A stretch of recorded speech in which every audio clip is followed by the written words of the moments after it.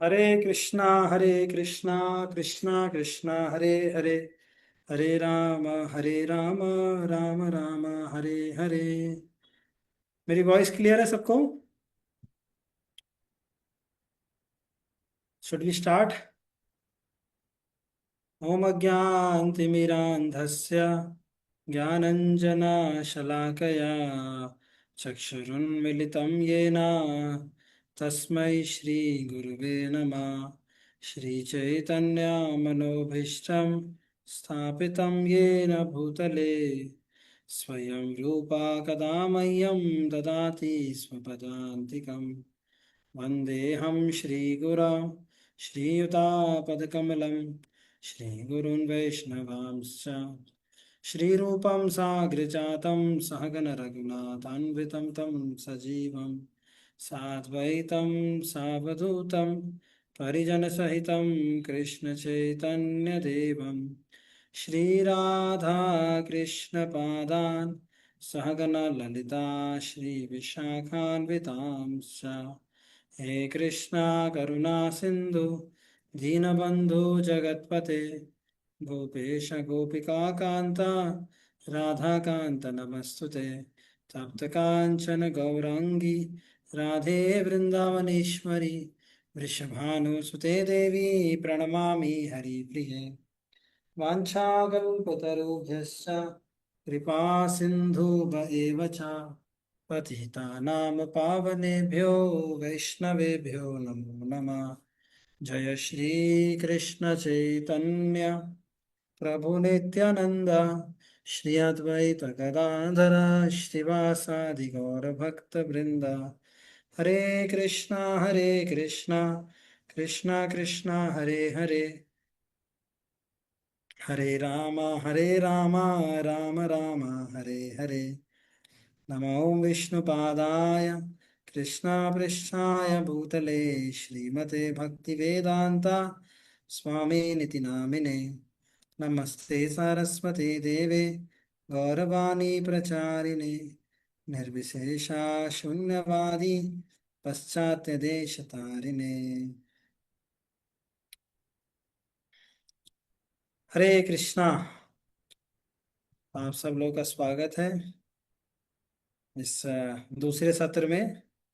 हम लोग भगवत गीता पे चर्चा कर रहे हैं कि जो भगवत गीता का संदेश है उस पर आ, पिछली बारी हमने देखा था स्पिरिट ऑफ भगवत गीता, कि भगवत गीता का किस भावना के साथ हमें इसको पढ़ना चाहिए। तो हमने चर्चा किया था पिछली बारी कि सबसे पहले भगवत गीता का विषय है कृष्ण। तो हमें समझना चाहिए कृष्ण ही भगवान है। तो कई लोग अपने मन गढ़ंत अपने अलग अलग विचारों से अलग अलग सुनने से कुछ कुछ अपनी धारणाएं बना लेते हैं, लेकिन शास्त्रों का मत है, आचार्यों का मत है कि कृष्ण ही भगवान है। क्योंकि अगर हम जानेंगे कृष्ण भगवान है तभी हम जो वो वस्तु बता रहे हैं, मतलब जो हमें वो गिफ्ट दे रहे हैं भगवत गीता के रूप में, हम उसको वजूद देंगे, हम उसकी महत्वता को समझेंगे। जो अगर डॉक्टर की हम दवाई ले रहे हैं और हम डॉक्टर की ग्रेटनेस को जानते हैं तभी हम उसकी दवाई की वैल्यू करेंगे। तो सबसे पहले जानना जरूरी है कि जिसने भगवत बोली है वो कौन है। वो स्वयं भगवान कृष्ण है। और फिर हमने देखा था कि भगवत गीता को हमें पढ़ना चाहिए सेवा की भावना से। जैसे हमने कृष्ण के साथ जब अर्जुन और दुर्योधन आए थे उनके पास और उनसे कुछ याचना करने आए थे, तो दुर्योधन की क्या इच्छा थी कि मैं कृष्ण की शक्तियों का भोग कर लूं, लेकिन अर्जुन की क्या इच्छा थी कि मेरे को कृष्ण प्राप्त हो जाए तो अपने आप ही सब कुछ प्राप्त हो जाएगा। तो ये भावना होनी चाहिए एक व्यक्ति की जो गीता को समझना चाहता है। अर्जुन की ऐसी भावना थी, इसीलिए भगवान ने अर्जुन को ही गीता सुनाई, दुर्योधन को नहीं सुनाई। तो अगर हम गीता को समझना चाहते हैं तो हमें अर्जुन जैसा होना पड़ेगा। और हमने एक और कथा सुनाई थी। हमने बताया था कैसे वो दक्षिण भारत के ब्राह्मण थे। उनको हालांकि बहुत पांडित्य नहीं था, बहुत पढ़ना नहीं आता था, लेकिन फिर भी वह गीता को पढ़ रहे थे क्योंकि उनकी गुरु की आज्ञा थी। तो वह गीता के असली तत्व को, गीता के सार को वह समझ पाए। और इसीलिए उनकी आंखों से आंसू आ रहे थे और वो देख रहे थे कैसे भगवान अपने भक्तों के लिए भक्त वत्सल हैं, अपने भक्तों के लिए पार्थ सारथी बन गए और भगवान अर्जुन का रथ चला रहे हैं और अर्जुन की लातें खा रहे हैं और भगवान अर्जुन की सेवा कर रहे हैं। ये देख के उस ब्राह्मण को बहुत अश्रु आ रहे थे।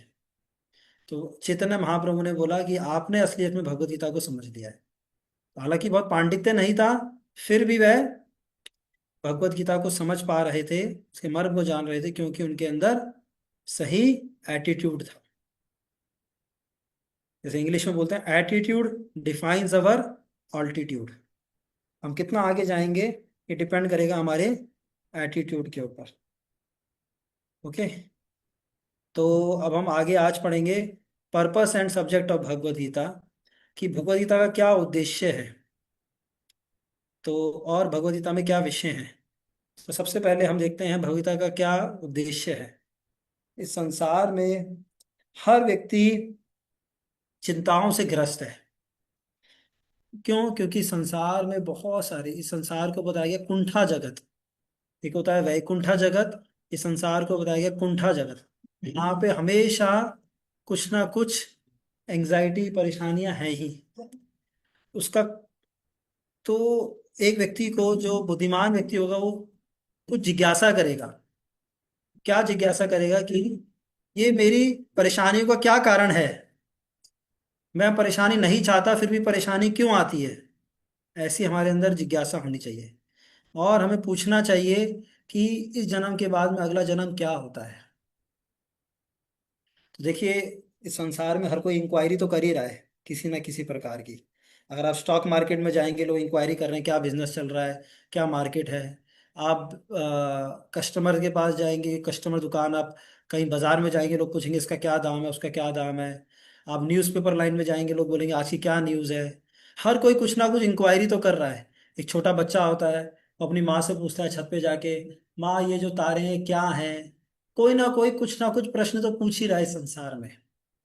लेकिन एक बुद्धिमान व्यक्ति, एक जो मनुष्य है, वो पूछेगा कि मैं परेशानियां नहीं चाहता फिर भी परेशानियां क्यों आती हैं, मेरी परेशानियों का क्या कारण है, और मैं इस जन्म के बाद कहाँ जाता हूँ, कहाँ मैं जाऊंगा।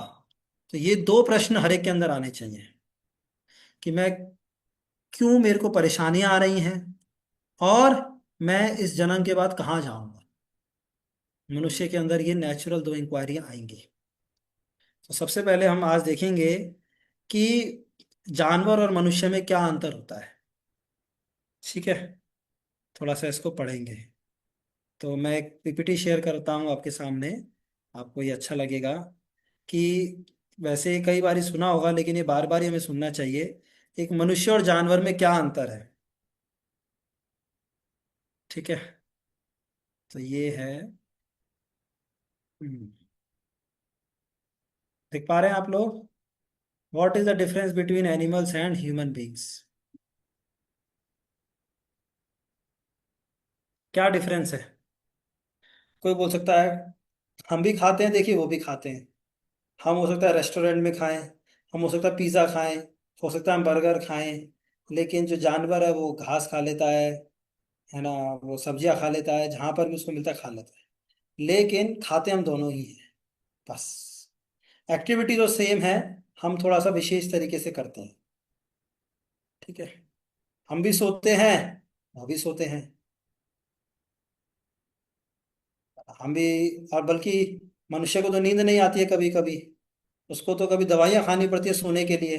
लेकिन जानवर तो कहीं पे भी सो जाता है जहां पर उसको मौका मिलता है और जहां पर उसको जगह मिलती है। हम देखते नहीं देखते। और उसको नींद भी अच्छे से आती है, सड़क पे भी सो जाता है। फिर हम भी मैथुन करते हैं, वो भी मैथुन करते हैं। चौथा है, हम भी अपना बचाव करते हैं। हम बंदूकों से, हम बॉम्ब से बचाव करते हैं, वो भी अपना बचाव करते हैं, वो अपने पंजों से अलग अलग तरीके से बचाव करते हैं। Indian defence, 30 to 40% of economy जो है इंडिया की, वो डिफेंस में चली जाती है, सोच रहे हैं। तो ये चार चीजें हैं, खाना, सोना, मैथुन और बचाव। कि जानवर भी करते हैं और हम भी करते हैं, तो हम में और जानवर में क्या अंतर है, बताइए।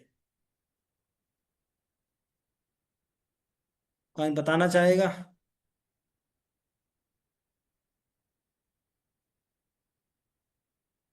यस।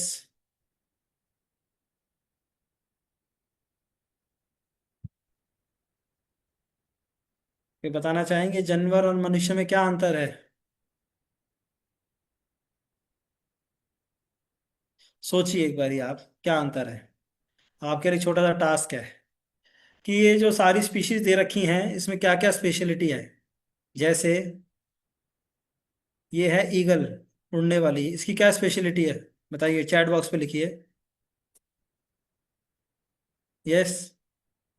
ईगल की क्या स्पेशलिटी है?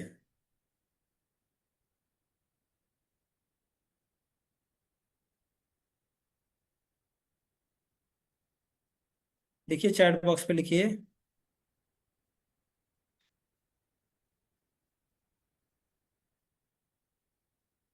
बता ही नहीं रहा।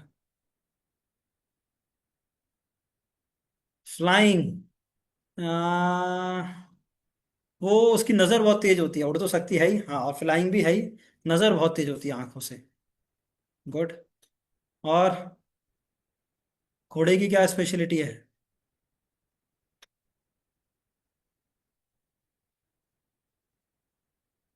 वो भाग सकता है बहुत तेज। हाथी, कुत्ते की, हर एक की अपनी अपनी स्पेशलिटी, वो बहुत खा सकता है। पोलर बियर, चिड़िया, सबकी कुछ ना कुछ स्पेशलिटी है जो हमारे पास नहीं है। अगर हम देखें तो हमसे ज़्यादा एडवांस है जानवर। हम सोचते हैं कि हमारे को ये चीज़ प्राप्त हो जाए, हम कोई ऐसी मशीन बना दें जिसके द्वारा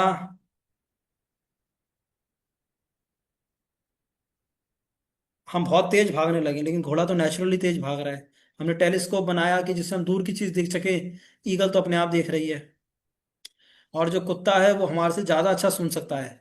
हम तो केवल 20 हर्ट्ज फ्रीक्वेंसी होती है हमारी।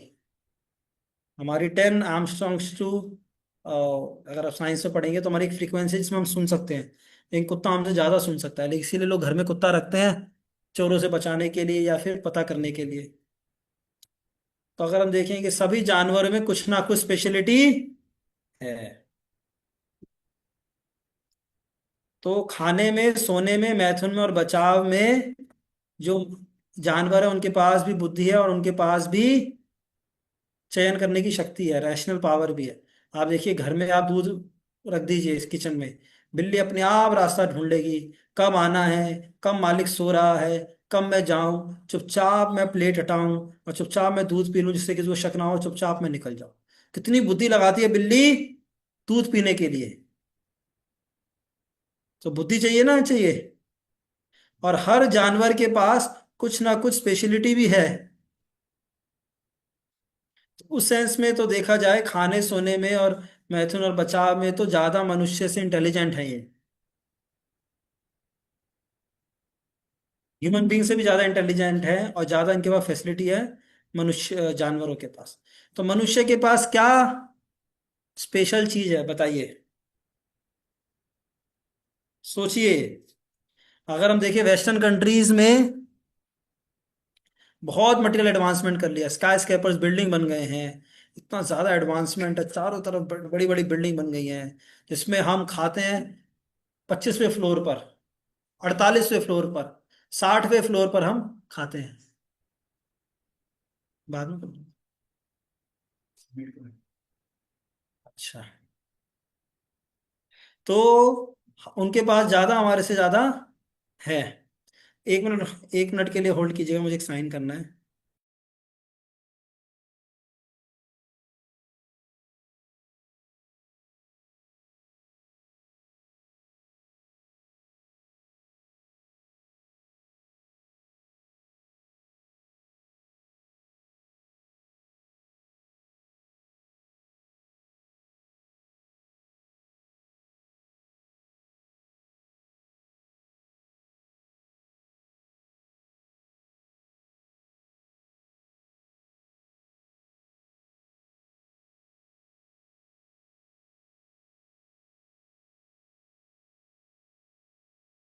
Thank you, sorry.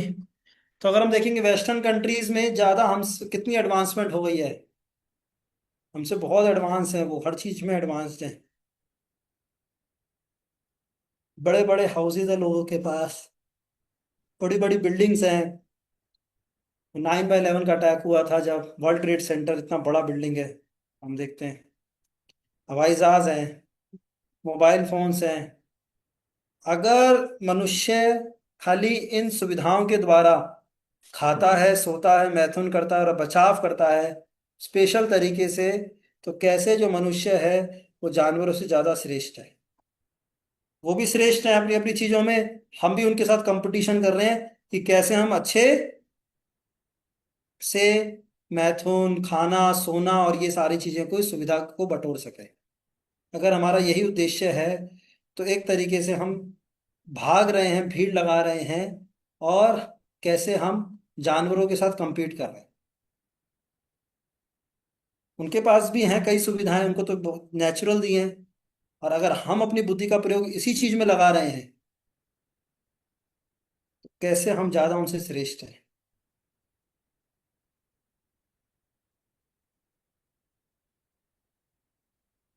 हाँ, तो हमारी जो स्पेशलिटी है कि हम इंक्वायरी कर सकते हैं। यस, जो मन जानवर है वो इंक्वायरी करेगा खाना, सोना, मैथुन और बचाव। हम इंक्वायरी कर सकते हैं लाइफ, डेथ और उसके बियॉन्ड क्या चीजें हैं उसकी हम इंक्वायरी कर सकते हैं।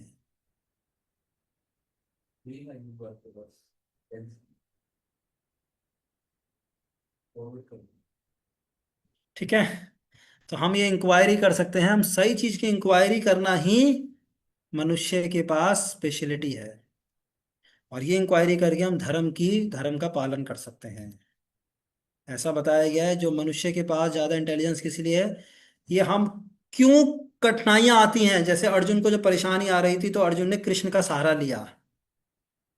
मेरे जीवन का क्या उद्देश्य है, कैसे मुझे शाश्वत आनंद प्राप्त होगा, और कैसे मैं अपने जीवन को भगवान और प्रकृति के साथ हार्मोनाइज करूं। ये इंक्वायरी करना ही हायर इंटेलिजेंस है। इंटेलिजेंस का मतलब ये नहीं है कि खाली मार्क्स ले आना। देखिए, एक होती है विवेक बुद्धि। विवेक बुद्धि, अगर हम सोचते हैं इंटेलिजेंस का मतलब खाली मगअप करना है ना, और खाली एग्जाम में बस पलट देना, और फिर अगले दिन भूल जाना, और चौथे दिन फिर गलत काम में लग जाना, कहते हैं बहुत इंटेलिजेंट बच्चा है ये। अरे वो खाली क्रैमिंग पावर बोल सकते हैं उसे, अच्छा ब्रेन है उसका, ये बोल सकते हैं। अच्छी बात है, उसके पास स्मरण शक्ति अच्छी है, क्रैमिंग पावर अच्छी है ना, लेकिन एनालिटिकल पावर अच्छी हो सकती है। लेकिन एक होती है विवेक बुद्धि, जो कि इंटेलिजेंस का मतलब है सही और गलत चीज में चयन करना, क्या सही है और क्या गलत है। ये होती है विवेक बुद्धि। इसको बताया गया शास्त्रों में स्पिरिचुअल इंटेलिजेंस, हायर इंटेलिजेंस। और उसके द्वारा हमें ये इंक्वायरी करनी चाहिए कि मैं सफरिंग नहीं चाहता हूं, फिर भी सफरिंग क्यों आती है, इसका कारण क्या है, मेरे जीवन का लक्ष्य क्या है। और महाभारत में ऐसा बोला गया है, आहार निद्रा भयमैथुनं च सामान्यमेतत् पशुभिः नराणाम् धर्मो हि तेषामधिको विशेषो धर्मे नहि न पशुभिः समाना। कि आहार, निद्रा और भय मैथुन तो मनुष्य और जानवर में एक समान है, लेकिन मनुष्य में क्या स्पेशलिटी है, धर्म। धर्मो ही तेषाम अधिको विशेषो, कि वह धर्म का पालन कर सकता है। धर्मे नहीं ना पशु भी समाना, और धर्म के बिना मनुष्य क्या है, एक पशु के समान है। तो ये हमारे है सामान्य में तत् पशु भी नारायण। पशु और मनुष्य में ज्यादा अंतर नहीं है। कुछ लोग तो बोलते हैं हम लोग टू लेगेड एनिमल है। देखिए, साइंटिफिक इंडस्ट्री में ऐसा बोलते थे, कितनी बुरी बात है। हमारे में स्पेशलिटी है कि हम इंक्वायरी कर सकते हैं, हम धर्म की जिज्ञासा कर सकते हैं, और पूछ सकते हैं लाइफ, डेथ और उसके बियॉन्ड क्या चीजें हैं। ठीक है, क्लियर, आगे बढ़े। अगर हम सही इंक्वायरी करेंगे तो कहाँ जाएंगे? हम हायर लाइफ की ओर बढ़ जाएंगे। और इंक्वायरी नहीं करेंगे तो कहाँ जाएंगे? हम नीचे की ओर बढ़ते चले जाएंगे, जानवर की योनि में चले जाएंगे। तो हमारी जो चॉइस है वो ही हमारा फ्यूचर डिसाइड करेगी। और हमारी चॉइस बनती है जब हम इंक्वायरी करते हैं सही व्यक्ति से।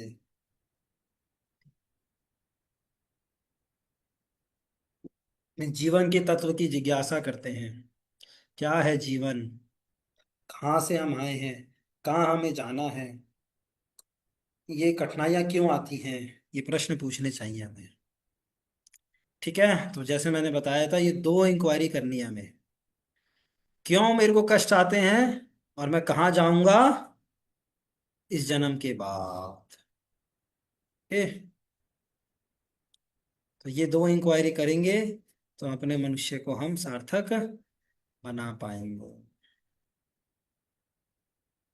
तो हमें कष्ट क्यों आते हैं आज हम इस पे डिस्कस करते हैं सबसे पहले, और फिर हम बताएंगे कहाँ जाएंगे हम। ठीक है। तो इस संसार में देखिए कई सारी प्रॉब्लम्स आती हैं लाइफ में। कोई बोलता है कि मेरी पास जॉब नहीं है, कोई बोलता है फैमिली की प्रॉब्लम है, कोई बोलता है पैसों की प्रॉब्लम है ना। अनेक प्रॉब्लम है लोगों के पास। किसी की कोई बड़े सारे कष्ट है लोगों के पास, देखिए। है नहीं है लोगों के पास बहुत सारी प्रॉब्लम्स।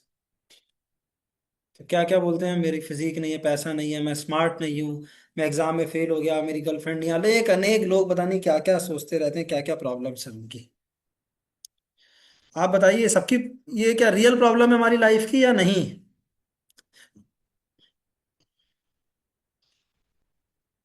यस। क्या ये हमारी असली समस्याएं हैं? अगर ये असली समस्या होगी तो सबके लिए होनी चाहिए। देखिए, अब कोई जिसका बहुत पैसा है, कोई करोड़पति है, कहेगा मेरा प्रॉब्लम ही नहीं है, नो मनी। किसी की फिजिक बहुत अच्छी, बॉडी बहुत अच्छी हो, कहेगा मेरे लिए प्रॉब्लम नहीं है फिजिक। कोई बहुत सुंदर है, वो बोलेगा मैं हैंडसम हूँ। तो प्रॉब्लम का मतलब है जो सबके लिए होनी चाहिए। ये रियल प्रॉब्लम नहीं है। ऐसी प्रॉब्लम जो सबके लिए हैं, it is common to everyone. कोई व्यक्ति इसको चाहता नहीं है और कोई व्यक्ति इसको अवॉइड नहीं कर सकता। ठीक है ना। तो ये तीन प्रॉब्लम सबकी हैं।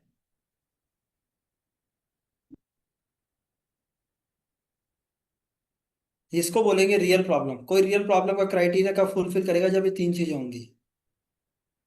आप बता सकते हैं कोई चार प्रॉब्लम ऐसी हमारी जीवन की जो किस है ही?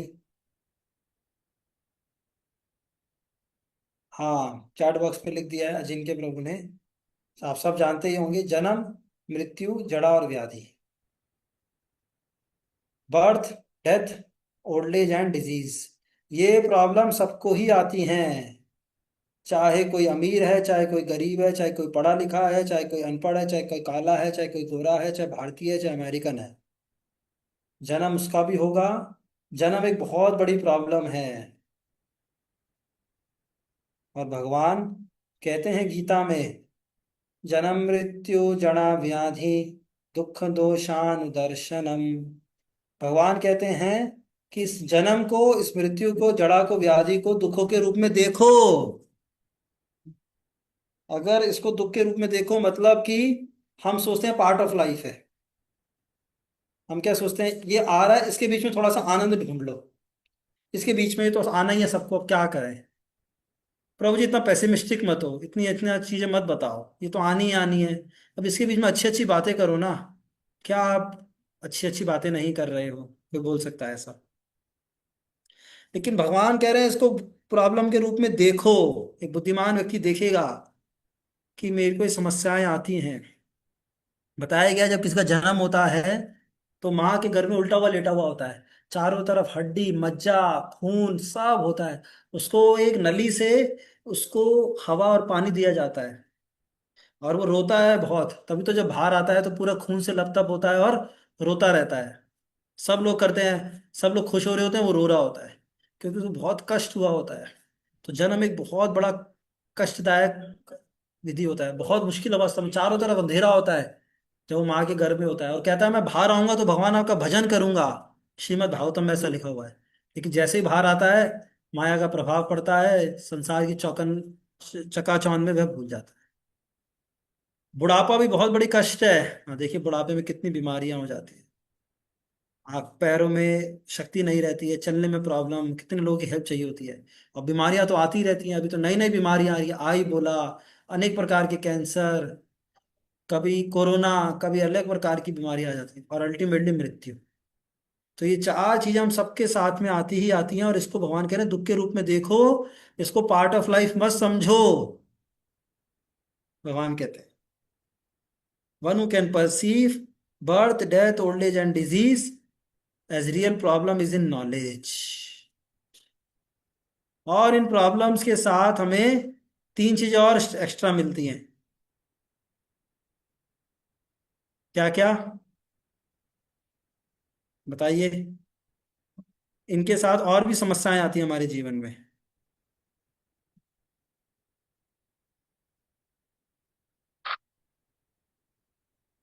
हैं? इसके साथ तीन चीजें और आती हैं। तो देखिए अब मैं, हाँ, आप लोगों ने ये देखिए, इन चार प्रॉब्लम के साथ तीन प्रॉब्लम्स और आती हैं जो कि हमारे मन और शरीर की वजह से आती हैं। कुछ दूसरी लिविंग एंटिटीज की वजह से आती हैं, और कुछ प्रकृति के कारण आती है। कुछ आप लिखिए, कुछ बताइए। सबसे पहले बताइए हमारे मन और शरीर की कुछ प्रॉब्लम्स। हमारे मन में कुछ प्रॉब्लम आती है, बताइए।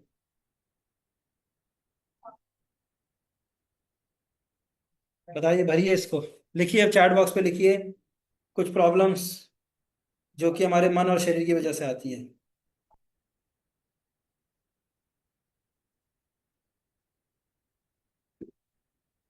हैं? हाँ, एंजाइटी, वेरी नाइस, डिप्रेशन, आप देखेंगे हेडेक, ये बताया own body and mind. Jealousy हो जाती है, misery due to other living, बीच वालों के लिए। आज आप देखेंगे डिप्रेशन से लोग इतने परेशान हैं। लोग एसी में हैं फिर भी पसीने आ रहे हैं, इतना ज्यादा मन की परेशानी है। मेंटल प्रॉब्लम इतनी ज्यादा हो गई है, लोग सुसाइड भी कर देते हैं कभी कभी तो। एंजाइटी इतनी ज्यादा, आगे क्या होगा, फ्यूचर में क्या होगा, फियर लगा रहता है, आगे क्या होगा, आगे क्या होगा, आगे क्या होगा। और बताइए, due to other living entities क्या क्या प्रॉब्लम आती है? बताइए बताइए, एंगर, और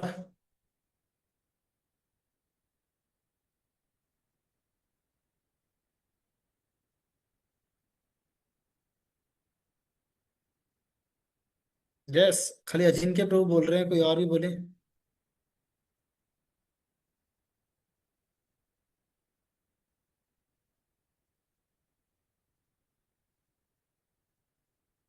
मॉस्किटो अगर हमारे को काट जाता है, ड्यू टू द टेररिस्ट की प्रॉब्लम आती है, कोई परेशान करता है हमें। गुड, अब हम देखते हैं। देखिए कितनी सारी प्रॉब्लम्स आ जाती हैं लाइफ में। तो चार तो मेन बड़ी प्रॉब्लम है, उसके साथ तीन कूपन फ्री मिलते हैं। इसको बोलते हैं आधी आत्मिक क्लेश, miseries due to our own body and mind. Miseries due to other living entity में बोलते हैं हम आदि भौतिक क्लेश। और नेचुरल डिजास्टर को बोलते हैं आदि दैविक क्लेश। ये प्रॉब्लम्स हमें आती ही आती हैं। कितनी सारी प्रॉब्लम्स हैं। तो सात प्रॉब्लम्स हो गई जिसको हमें सहन करना पड़ता है। इतनी सारी, पहले जाने रियल प्रॉब्लम है क्या, है ना। और उसका मूल कारण जानेंगे अब हम, इसका कारण क्या है। देखिए एक स्टोरी सुनाता हूँ छोटी सी। एक बार एक व्यक्ति था, उसको एक बॉयल हो गया यहाँ पर। अब उसको फोड़ा हो गया, वो दुकान वाले डॉक्टर के पास गया। डॉक्टर जी फोड़ा हो गया है, कुछ बताइए। डॉक्टर ने उसको मल्हम लगा दिया और कहा कि इसको लगा दो, ठीक हो जाएगा। लगा दिया जी। थोड़े दिन ठीक हो गया, फिर यहाँ लगा दिया, फिर यहाँ आने लग गया, फिर यहाँ मल्हम लगाया, फिर यहाँ आ गया। ऐसे एक हफ्ते बाद डॉक्टर के पास जाता था, ठीक हो गया, बताता था और दूसरी जगह फिर आ जाता था।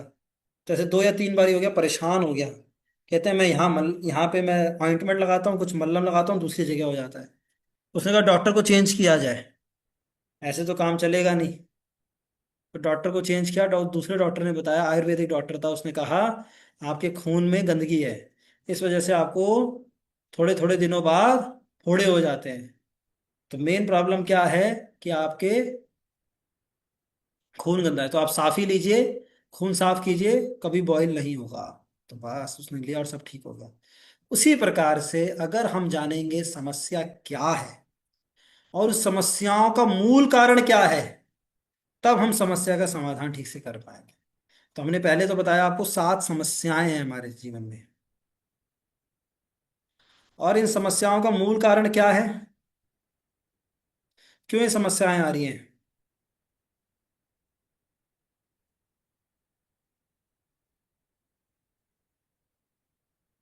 हैं,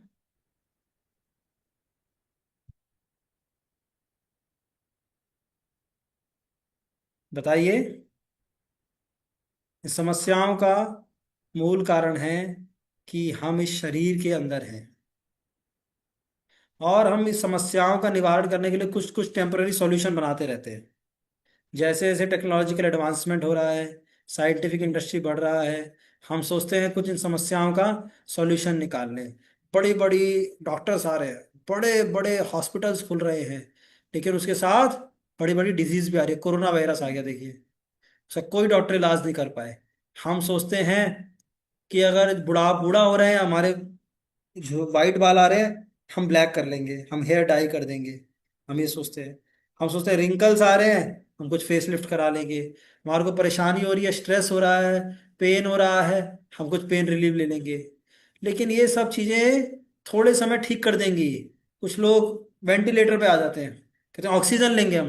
कितने समय होगा, 1 दिन, 2 दिन, 10 दिन, कितना ही हम कर लेंगे ये सब टेम्पररी सॉल्यूशन है जो आजकल समाज में साइंटिफिक इंडस्ट्री के द्वारा बहुत ज्यादा इसको प्रचलित किया जा रहा है। और हम सोचते हैं समस्याओं से हम दूर भाग रहे हैं, समस्याओं को हम कवर अप कर रहे हैं। एक बुद्धिमान व्यक्ति समस्याओं से लड़ेगा और उसको समस्याओं का निवारण करेगा।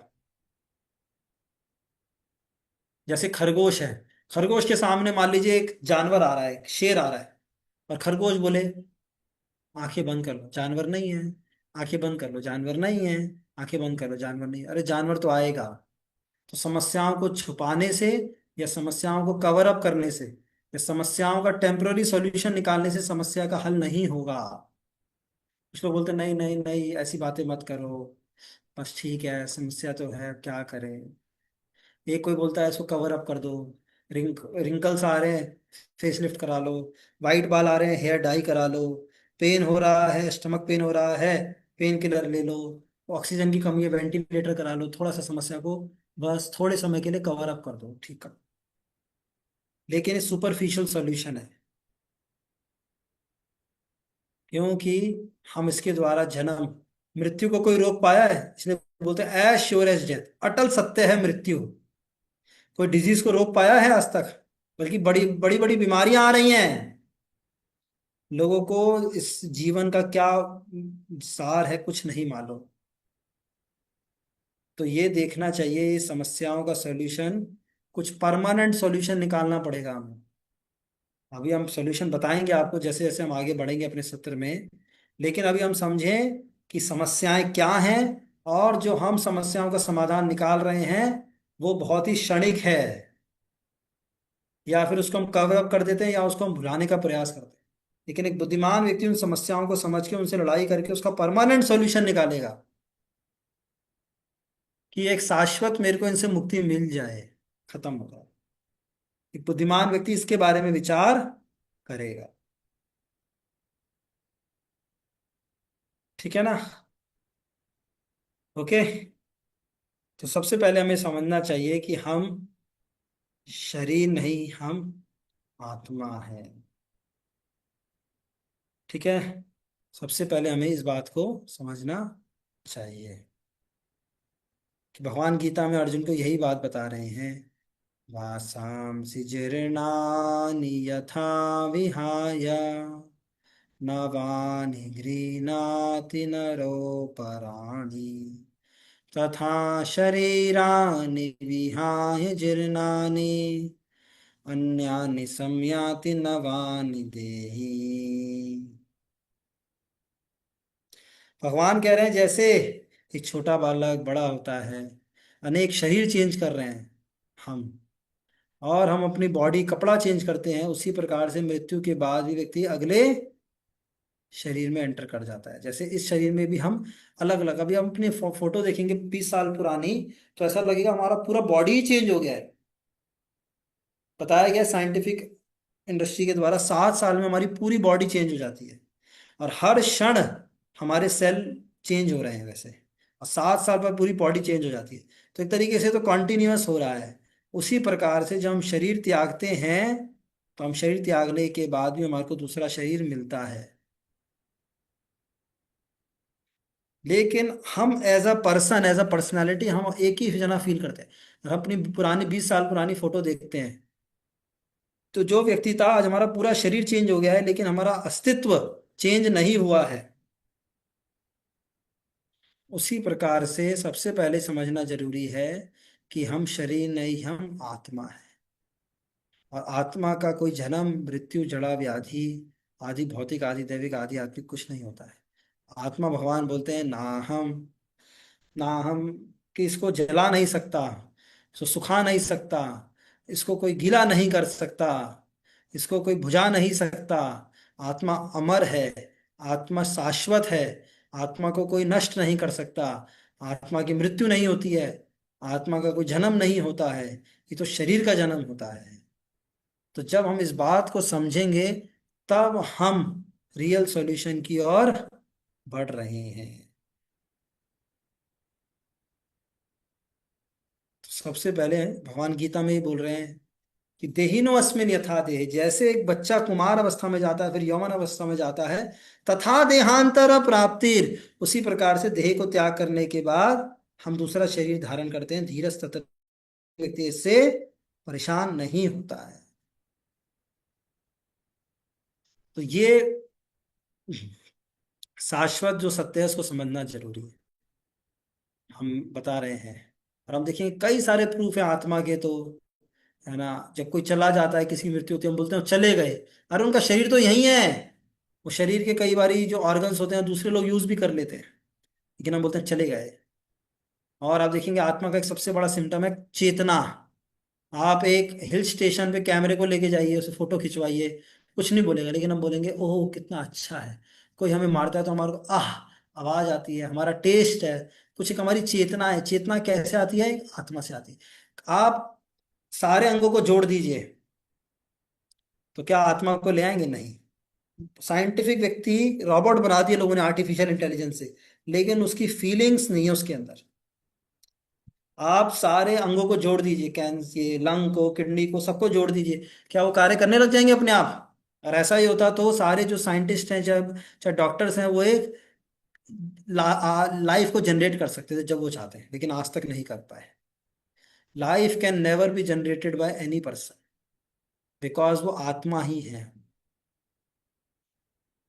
जब तक हम इस तथ्य को नहीं समझेंगे, तब तक हम सही चीज की ओर आगे नहीं बढ़ेंगे। तो देखिए, तो मृत्यु के बाद क्या होता है? अब ये बहुत बड़ा क्वेश्चन है, मृत्यु के बाद क्या होता है? मृत्यु के बाद हम दूसरे शरीर को धारण करते हैं। और वो शरीर धारण किस विषय में करते हैं? हमारी कैसी इच्छाएं हैं मृत्यु के समय, वैसा हमारा शरीर धारण करो। भगवान गीता में बोलते हैं यम यम वापि स्मरण भावम तजन्ते ते कलेवरम तम तमेवेति कौन्तेय सदा तद भाव भाविता। भगवान कह रहे हैं जैसे जैसे हमारी चेतना होती है अंत के समय में, वैसा हम शरीर धारण करते हैं। तो जैसे मान लीजिए कोई बाइक पे है तो गाड़ी में चला जाएगा, जैसी उसकी इच्छा होगी। पहले साइकिल पे था, फिर बाइक पे, फिर गाड़ी पे, और फिर एरोप्लेन में। जो जो इच्छा होगी वैसे जाएगा वो। तो स्पिरिट सोल जो आत्मा है वो दूसरे शरीर में जाती है, दूसरी गर्भ में वह जाती है। किस बेसिस पे? Based on the quality of desires. जैसी हमारी इच्छा है वैसा हमारे सूक्ष्म शरीर में, जैसे हमारी मन की इच्छा भगवान कह रहे हैं वैसा उसको शरीर देते हैं, उन इच्छाओं को भोगने के लिए। कोई बहुत सोना चाहता है, उसको क्या शरीर मिल जाएगा? पोलर बियर का। कोई बहुत नग्न रहता है, उसको क्या शरीर मिल जाएगा? पेड़ का। कोई बहुत खाता है, उसको क्या शरीर मिल जाएगा? एलिफेंट। तो अलग अलग शरीर मिलेंगे अलग अलग इच्छाओं के अनुसार। किस प्रकार से शरीर मिलते हैं? भगवान बोलते हैं जैसे हमारी चेतना होगी तो कैसे शरीर मिलता है। ये बहुत इंपॉर्टेंट कंसेप्ट है। दो चीजें, अब कर्मा का हम साइंस डिस्कस करेंगे, कैसे हमारे को शरीर मिलता है। तो ये दो चीजें हैं। पहला क्या है? डिजायर्स इन द माइंड, और दूसरा है गुड और बैड कर्मा। जैसा हमारा कर्म होता है और जैसी हमारी इच्छाएं होती है मन में, अकॉर्डिंगली हमारी अंत में हमारा स्मरण होता है, और वैसा ही हमारे को शरीर प्राप्त होता है।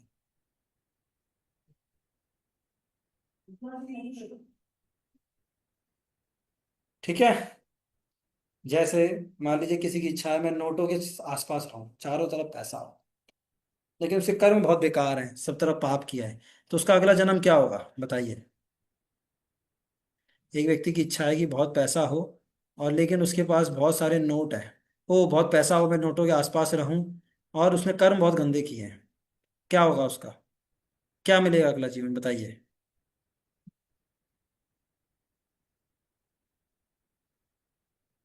बताइए बताइए बताइए।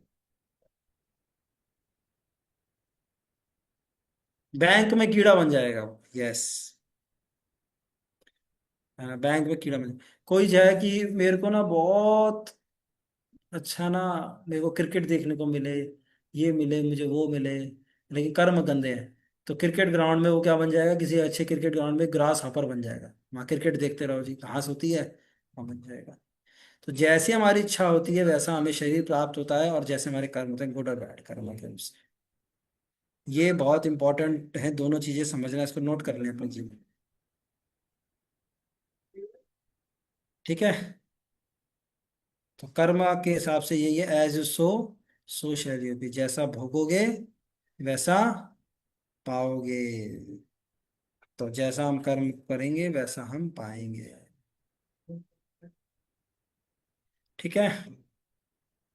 तो मनुष्य जीवन मिला है अपने इंटेलिजेंस को डेवलप करने के लिए और चयन करने के लिए, और एक जिम्मेदारी का जीवन जीने के लिए। अगर हम भी पाप में कार्य करेंगे तो कोई फायदा नहीं होगा। और वो पाप में कार्य क्या है? मांसाहार करना, नशा करना, जुआ सट्टा खेलना और अवैध संबंध करना, ये पाप में कार्य करेंगे, अकॉर्डिंगली हमारे को अगली योनि प्राप्त होगी। ठीक है ना? क्योंकि दो प्रकार के कर्म होते हैं, देखिए, एक इंस्टेंट कर्मा होता है, एक डिलेड कर्मा होता है। मतलब कभी कभी तुरंत कर्मा मिल जाता है हमें। जैसे आपने किसी को थप्पड़ मारा सड़क पे, तो आपको भी एक थप्पड़ पड़ेगा। हाँ, कोई व्यक्ति बहुत सिगरेट पीता है, बहुत, तो उसको क्या होगा? 10 साल बाद, 20 साल बाद उसको कैंसर हो जाएगा, 50 साल बाद हो जाएगा। और ये हो गए तुरंत, हम देख सकते हैं कर्मा का रिजल्ट मिल रहा है। लेकिन कुछ कर्मा ऐसे होते हैं उसका जन्म अगले जन्म में मिलता है। मान ली किसी ने बहुत बड़ी चोरी की, हो सकता है इस जन्म में ना मिले, तो अगले जन्म में उसको नरकों में या फिर कुछ मुश्किलें आएंगी। हर कर्म का रिएक्शन मिलता है। जैसे कोई भी बीज उगाएंगे उसका फल मिलेगा ही मिलेगा। कोई बीज होते हैं वो तुरंत फल दे देते हैं, कोई बीज होते हैं वो 10 साल बाद देते हैं, कोई 20 साल बाद देते हैं, कोई 100 साल बाद देते हैं। उसी प्रकार से अलग अलग कर्मों का अलग अलग रिएक्शन मिलता है, लेकिन हर व्यक्ति को कर्म का रिएक्शन तो मिलना अनिवार्य है, ये भगवान का सिस्टम है। और अगर हम चार पाप में कार्यों में लगेंगे जैसा हमने बता रहे थे, तो हमारे को भी बुरा रिएक्शन, बुरा चीजें मिलेंगे। और दूसरी ओर अगर हम तपस्या करते हैं, हम त्याग करते हैं, ज्ञान का अनुशीलन करते हैं, भक्तों का संग करते हैं, तो हम भगवान के धाम को प्राप्त करेंगे। ठीक है ना? तो ये बात को हमें समझना है।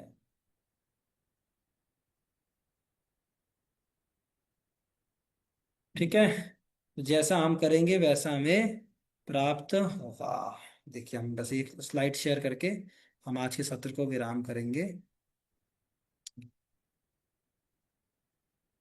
ठीक है, तपस्या करेंगे, त्याग करेंगे, ज्ञान का अनुशीलन करेंगे, भक्तों का संग करेंगे, तो हमारे को भी अच्छी कर्म होंगे हमारे, और हमारी अच्छी इच्छाएं होंगी, और अकॉर्डिंगली हमारे को अच्छी गति प्राप्त होगी।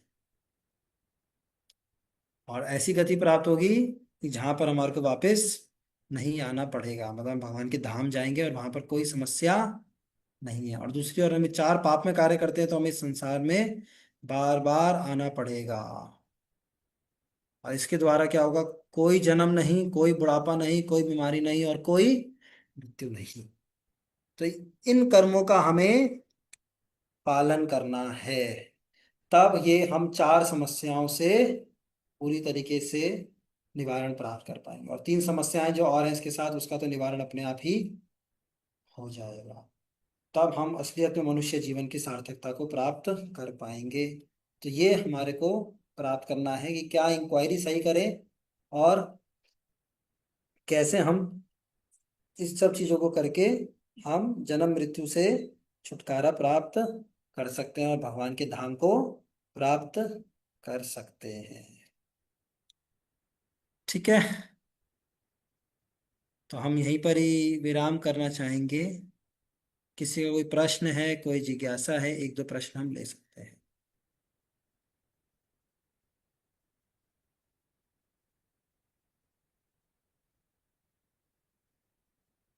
तो हर कर्म का रिएक्शन मिलता है हमें, इस जन्म में मिलेगा या अगले जन्म में मिलेगा। तो हम अच्छे कर्म करें और अपनी इच्छाओं को अच्छा अनुकूल करें, जिससे कि मृत्यु के समय हम भगवान का स्मरण करें और अल्टीमेटली भगवान के धाम जाए। भगवान ने बोला जैसा जैसा स्मरण होगा वैसी वैसी गति प्राप्त होगी। और स्मरण जो होता है वो किसके बेसिस पे होता है? कि हमारे अंदर कैसी कैसे हमारे कर्म हैं, और हमारी कैसी इच्छाओं को हम अनुकूल कर रहे हैं, इसके अकॉर्डिंग हमारे को कर्म प्राप्त होता है। ओके। यस, किसी को कोई प्रश्न है तो आप पूछ सकते हैं चैट बॉक्स में, या ऐसे ही एक प्रश्न लेंगे अगर है तो, वरना विराम।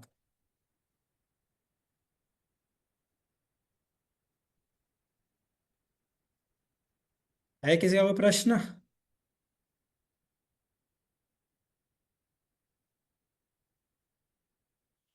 ठीक है, तो हम यहीं पर ही विराम करते हैं। तो आज हमने चर्चा किया मेनली कि सबसे पहले हमने देखा कि जो पर्पस है भगवत गीता का वो क्या है। अभी हम सब्जेक्ट को अगली बारी चर्चा करेंगे, लेकिन अभी हमने पर्पस को देखा है। पर्पस है गीता पढ़ने का, हम आध्यात्मिकता जो करते हैं उसका उद्देश्य क्या होना चाहिए? हमारे को सही इंक्वायरी करनी चाहिए कि मेरे को समस्या जो आती है क्यों आती है। यही पर्पस है, इन्हीं चीजों का सॉल्यूशन निकालना। इस पर्पस के साथ हम गीता को पढ़ेंगे तो हम गीता के मर्म को समझ पाएंगे। सोचेंगे गीता पढ़ने से मेरी नौकरी लग जाए, गीता पढ़ने से मेरी जॉब लग जाए, गीता पढ़ने से ये हो जाए, तो हम गीता के मतलब को ज्यादा समझ नहीं पाएंगे। लेकिन जो मनुष्य है, जैसे अर्जुन के अंदर जब समस्याएं आ रही थी तो अर्जुन ने भगवान का अप्रोच किया और भगवान से निवारण मांगा। और दूसरा है, हमें सोचना चाहिए कि इस जन्म के बाद मैं कहाँ जाऊँ। ये दो हमारे अंदर इंक्वायरी होनी चाहिए नेचुरल, कि मेरे जीवन में समस्याएं क्यों आ रही हैं और मैं आगे कहाँ जाऊंगा। तो इस उद्देश्य के साथ जब हम जब गीता पढ़ते हैं तब हम गीता के मर्म को समझते हैं। फिर हमने डिस्कस किया था कि मनुष्य और जानवरों में क्या अंतर है। जानवरों के पास भी बहुत बुद्धि है, रैशनल इंटेलिजेंस है, और उनके पास कुछ कुछ फैसिलिटीज है, कुछ कुछ बल्कि सॉफिस्टिकेटेड है, कुछ कुछ स्पेशलिटी है, जिससे कि मनुष्य से कई लाखों ज्यादा आगे है। और मनुष्य अगर साइंटिफिक एडवांसमेंट से उनसे उनके उनसे हम compete करना चाह रहे हैं तो हम ज्यादा जानवर से बड़ा काम नहीं कर रहे हैं। फिर हमने देखा इन चार प्रॉब्लम है। फिर हमने देखा कि मनुष्य को इंक्वायरी करनी चाहिए, और इंक्वायरी करनी चाहिए प्रॉब्लम्स के बारे में। फिर हमने देखा रियल प्रॉब्लम क्या होती है। कोई बोलता है मेरी जॉब नहीं लगी, कोई बोलता है ये नहीं हुआ, वो नहीं हुआ। ये किसी के साथ हो सकता है, किसी के साथ नहीं हो सकता है। लेकिन कुछ ऐसी समस्याएं हैं जो हर एक को आती हैं, और एक मनुष्य को चाहिए कि इन चीजों की इंक्वायरी करे। तो रियल प्रॉब्लम कौन कौन सी हैं? चार है मेन प्रॉब्लम। जन्म, मृत्यु, जड़ा, व्याधि। और भगवान बोलते हैं इसको दुख के रूप में देखो, इसको पार्ट ऑफ लाइफ मत समझो। और इसके साथ तीन और कूपन फ्री मिलते हैं: आदि भौतिक, आदि दैविक और आदि आत्मिक क्लेश। तो इन सात प्रॉब्लम का हमें निवारण करना है। तो सबसे पहले हम जानेंगे कि इन प्रॉब्लम का जो सोल्यूशन है, जो आजकल जो निकाल रहे हैं लोग, साइंटिफिक लोग टेम्पररी सोल्यूशन निकाल रहे हैं। बूढ़े हो गए तो ये कर लो जी, ये कर लो जी, ये कर लो जी। थोड़े समय के लिए ठीक होता है, कुछ लोग कवर अप करते हैं इन प्रॉब्लम को, कहते हैं इतनी बुरी बुरी बातें मत कहो, अच्छी अच्छी बातें बोलो। कुछ लोग कवर अप कर लेते हैं, लेकिन एक बुद्धिमान मनुष्य इनके साथ फाइट करेगा। तो हमको एक टेम्प सोल्यूशन निकालना है, परमानेंट सोल्यूशन निकालना है। परमानेंट सोल्यूशन की शुरुआत होगी जानना कि मैं शरीर नहीं, मैं आत्मा हूं। सबसे पहले ये जानेंगे, है ना, ये आत्मा का अस्तित्व है। और जो ये आत्मा है भगवान का अंश है। ठीक है ना। सबसे पहले इस बात को हमें समझना चाहिए। तो ये आत्मा के स्तर पर काम करेंगे तब अच्छा होगा। तो आत्मा का हम जानते हैं, भगवान गीता में बोल रहे हैं कि एक शरीर छोड़ने के बाद हमें दूसरा शरीर धारण करना पड़ता है। ठीक है ना। और वो मिलता है हमारी इच्छाओं के द्वारा और हमारे कर्मों के द्वारा। वैसा ही हमारा स्मरण होगा और वैसे ही हमें नेक्स्ट शरीर मिलेगा। इसीलिए हमें कैसा जीवन जीना चाहिए? तपस्या का, त्याग का, ज्ञान का और भक्तों के संग का जीवन हमें जीना चाहिए। हरे कृष्णा कृष्णा कृष्णा हरे हरे, हरे राम हरे राम। इसका कोई प्रश्न है?